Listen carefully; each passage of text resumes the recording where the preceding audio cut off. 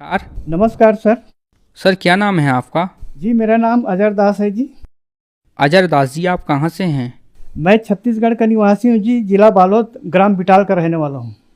अजर दास जी, आप क्या काम करते हैं? जी मैं शिक्षकी व्यवसाय से जुड़ा हुआ था, क्योंकि मैं आज रिटायरमेंट हो चुका हूँ। अजर दास जी, संत रामपाल जी महाराज जी से नाम उपदेश आपने कब लिया? जी मैंने 6 सितंबर 2013 को गुरु जी की शरण में आया हूँ। सर, संत रामपाल जी महाराज जी से नाम उपदेश लेने से पहले आप क्या भक्ति साधनाएं करते थे? गुरु जी के शरण में आने से पहले मैं कबीर पंथ से ही जुड़ा हुआ हूँ, दामाखेड़ा पंथ से, क्योंकि हमारा परिवार पहले से ही उसी पंथ से जुड़े थे और उसी के पंथ में जो चौका आरती करते थे और जो भी वहाँ संध्या आरती होती थी उसी से मैं जुड़ा रहा। क्योंकि हम शिक्षकी व्यवसाय से जुड़ा था, प्राइमरी स्कूल के मैं हेड मास्टर रह चुका हूँ, तो बच्चों को मैं पढ़ाता था कबीर के दोहे।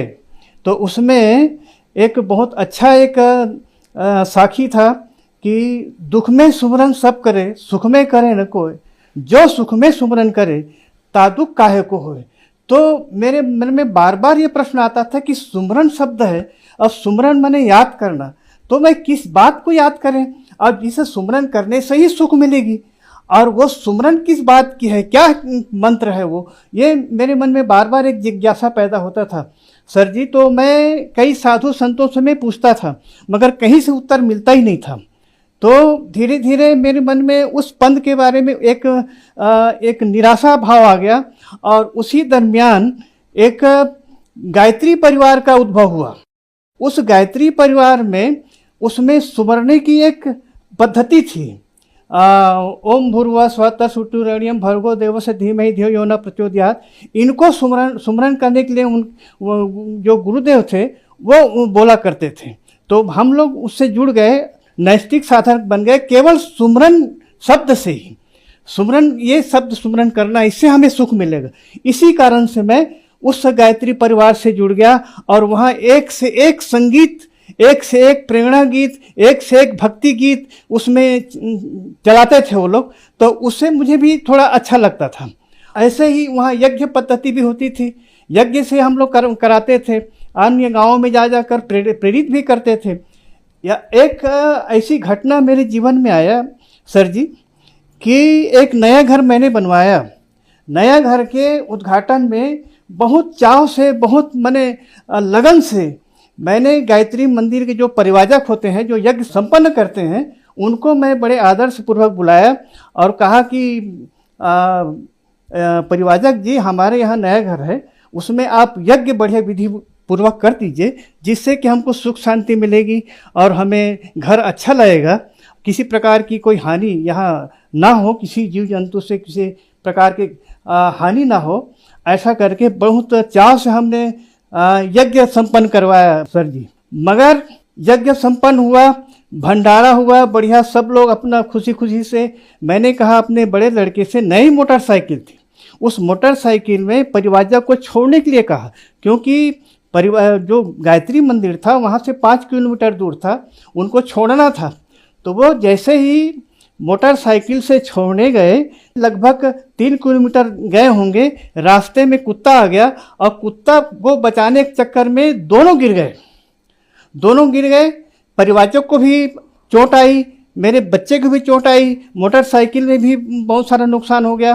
तो जब घटने के बारे में मुझे जानकारी हुई तो मैं बहुत ही मायूस हो गया। मैं क्या बताऊं सर जी कि मैं गायत्री माता से ही ऐसा लगता है कि वो अपने बच्चों को बहुत अच्छा सुख शांति मिले, किसी प्रकार से आपदा से बचाए।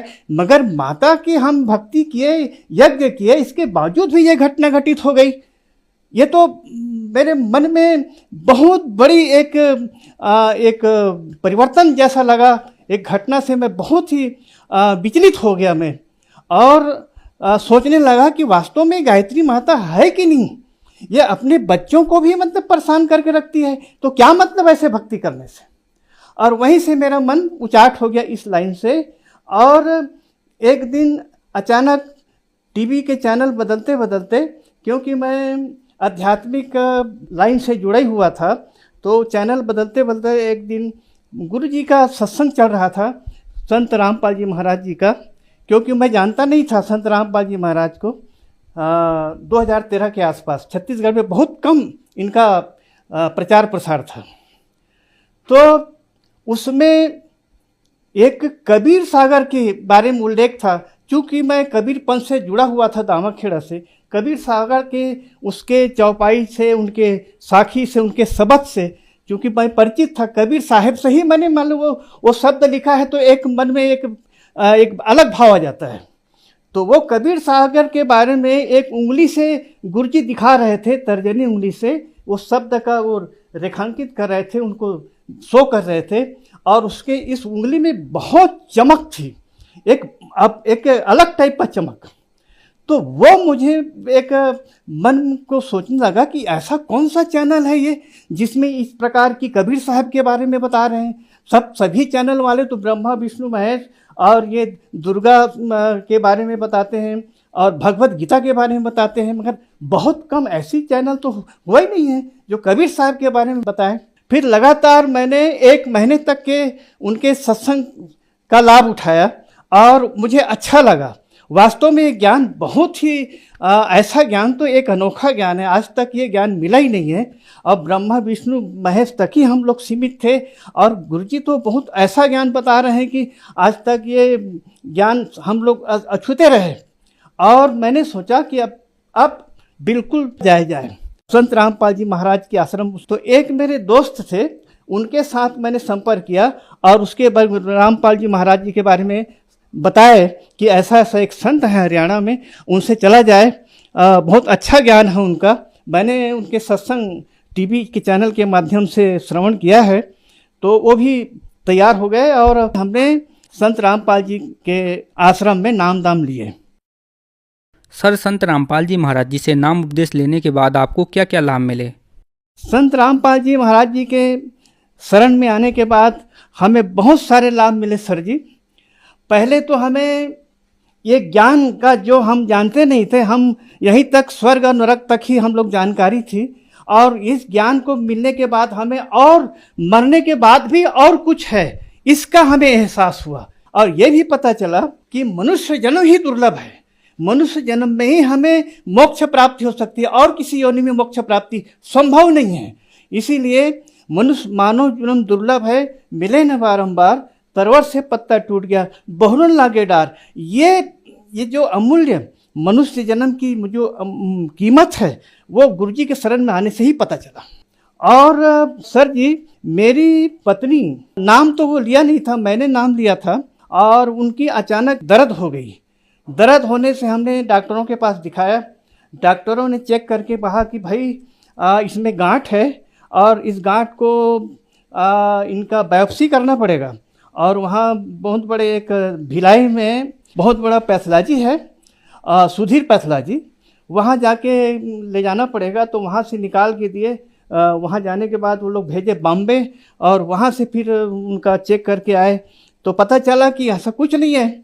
जब ये लोग ले जाते थे तो चूँकि मैं गुरुजी के नाम दाम ले चुका था तो मैं सुमरन करता था, हे बंदी छोड़ दया करना मालिक, हे बंदी छोड़ दया करना मालिक, यही मेरा एक प्रार्थना था। तो वास्तव में वहाँ से जब रिपोर्ट आता था उसमें कुछ मिलता ही नहीं था, मगर दर्द, चूँकि दर्द आराम होता ही नहीं था। फिर किसी दूसरे डॉक्टर के पास दिखाया तो वो भी बायोप्सी के लिए वहीं भेजते थे। वो भी वही था कि वो मेरा वही प्रक्रिया था, हे बंदी छोड़ दया करना मालिक। ऐसा ही 3 डॉक्टरों से बायोप्सी कराया, फिर भी वो उनका डॉक्टरों का ये मत ये रहा है कि ये कैंसर का संभवतः एक कैंसर हो सकता है, ये समझ के लोग बायोप्सी कराते थे, और मगर रिजल्ट कुछ भी नहीं आता था। अंत में जब तीसरा डॉक्टर के कराने के बाद उनको पता चला कि इसमें कैंसर की जैसा कोई लक्षण नहीं है, तब एक जो बहुत खतरनाक होने की संभावना थी वो केवल पल्स उसमें एक बदल गया, और उसको निकालने के बाद उनकी दर्द धीरे धीरे शांत होता गया। और ऐसा करने से आज भी वो किसी प्रकार की उस खतरा नहीं है और बस स्वस्थ जीवन व्यतीत कर रही है। मेरी पत्नी की यह एक बहुत बड़ी लाभ हुई। मेरी लड़की है, मेरी लड़की 11 साल की उम्र में उनको एक हार्ट प्रॉब्लम था, बचपने से हार्ट प्रॉब्लम था, मगर 11 साल की उम्र में उनको ओपन हार्ट सर्जरी हुई थी मद्रास में, जो आजकल तमिलनाडु बोलते हैं, वहाँ पे तो उस समय तो ठीक थी। आज उनको करीब लगभग 39 साल व्यतीत हो गया है, मैंने ओपन हार्ट सर्जरी हुए, मगर फिर भी अब कुछ फिर उनके लक्षण दिखने लगे हैं। और मालिक से मैं बार बार अर्जी लगाता हूँ, प्रार्थना करता हूँ, हे बंदी छोर, आप ही सबसे बड़े डॉक्टर हैं, अगर कोई इतने बड़े हॉस्पिटल हार्ट का सर्जरी होने के बावजूद भी अगर कुछ और होता है तो आपकी जिम्मेदारी है मालिक, आप ही उसको संभालेंगे, आप ही बचाएंगे, यही मेरा प्रार्थना होता है। मगर आज वो लड़की ठीक है और स्वस्थ है, अब नाम ले चुके हैं, दोनों भक्ति कर रहे हैं और गुरु जी के शरण में हैं। और एक लाभ मेरे जीवन में हुआ है सर जी, हम लोग मेरे पास एक छोटी सी कार है, उस कार में हम लोग भगत भाई भी थे और मेरे ससुर जी थे, उनके साथ हम लोग एक दिल्ली जा रहे थे। दिल्ली एक हम निकट का शहर है वहाँ पे, और एक पीछे से कोई कार वाले आए, क्योंकि ड्राइविंग मैं कर रहा था, पीछे से कार वाले इतने धड़धड़ाते से आए और वो सीधा मेरे ड्राइवर साइड को ही ठोक दिए, और ठोक करके वो टक्कर होके स्वयं वो कार जो है कम से कम 20 गज आगे वो सड़क के दूसरे साइड में निकल गई, वो खड़ी हो गई और हमारी गाड़ी चल रही थी। मैंने बोला ये इतनी मैंने कैसे, हम तो अपने साइड में हैं भाई, और ये कैसे हमको ठोक के चली गई, ऐसा करके। अब जब हम लोग खड़े हुए और वो गाड़ी वहीं पे एक्सीडेंट होके चली गई, गिरे जैसा हो गया था, और हम आके जाके हम जहाँ पे रुकना था वहाँ रुके, तब वो देखे उतर के तो ये पूरा ड्राइवर साइड का जो फाटक है वो पूरा चपट गया था, और हल्का सा मुझे, क्योंकि कुछ ना कुछ खिड़की खुला रहता है, तो यहाँ पे थोड़ा सा टच हुआ था, ज़्यादा मुझे एहसास नहीं हुआ। वो भी वास्तव में उस दिन ड्राइवर का मरना ही था, इतनी बड़ी ठोकर थी कि उस ठोकर को गुरुजी ने बहुत ही आसान कर दिया। और मुझे आज याद आता है, ये वाकई गुरुजी की बहुत बड़ी मुझ पर कृपा हुई है, मुझे एक जीवन दान मिला है, ये मुझे एहसास होता है आज। सर, संत रामपाल जी महाराज जी की शरण में आने के बाद आपको बहुत सारे लाभ प्राप्त हुए। संत रामपाल जी महाराज जी के विषय में एक धारणा है कि संत रामपाल जी महाराज से जो अनुयायी जुड़ते हैं वो अंधश्रद्धा भक्ति के तहत जुड़ते हैं। आप एक हेड मास्टर हैं, आपको देख करके ऐसा नहीं लगता है कि आप भी संत रामपाल जी महाराज जी से अंधश्रद्धा भक्ति के तहत जुड़े होंगे? सर, ये बातें कहाँ तक सही हैं? अंधश्रद्धा वाली बात नहीं है सर जी, गुरुजी के ज्ञान में प्रबलता है, उसमें उनके ज्ञान में इतनी माने एक शक्ति है कि उसमें अंधश्रद्धा वाली बात नहीं, उनके ज्ञान ही अनोखी है। वो ज्ञान समझने के बाद उसमें जरा भी कहीं गुंजाइश नहीं है, बिल्कुल साफ क्लीन पारदर्शिता है उसमें, जरा भी उसमें कहीं हमने उनका देखा देखी जुड़ गए या उसने हमारे वो बड़ा साहब जुड़ गए तो हम भी जुड़ जाएं, ऐसा वाली जरा भी इसमें किंचित मात्र भी जगह नहीं है। बिल्कुल ज्ञान एकदम उच्च कोटि का है, क्वालिटी है इसमें, और जिस क्वालिटी ज्ञान को समझ लिया उनका तो बेड़ा पार सुनिश्चित है। सर, संत रामपाल जी महाराज जी से नाम उपदेश कैसे प्राप्त कर सकते हैं? संत रामपाल जी महाराज की जुड़ने का कई माध्यम है आज के तारीख में, और सरल माध्यम है। आज कई ठो चैनल में गुरुजी के सत्संग चलते हैं, और उसके नीचे सत्संग में स्क्रीन में एक पीली पट्टी चलती है, उसमें कई ठो कांटेक्ट नंबर है नाम दीक्षा लेने का, और उससे आप कांटेक्ट करके कहीं निकट के नाम दीक्षा केंद्र का एक लोकेशन बता दिया जाएगा, और उसमें आप नाम दीक्षा केंद्र बड़े आसानी से ले सकते हैं। इसके अलावा और सोशल मीडिया के तहत कई ठो ऐप है, फेसबुक है, इंस्टाग्राम है, ट्विटर है, इसमें भी गुरुजी के सत्संग चलते हैं, गुरुजी के कई ठो उसमें ज्ञान की बातें हैं, उससे भी आप जुड़ सकते हैं, उससे भी आप लाभ उठा सकते हैं। धन्यवाद सर। धन्यवाद।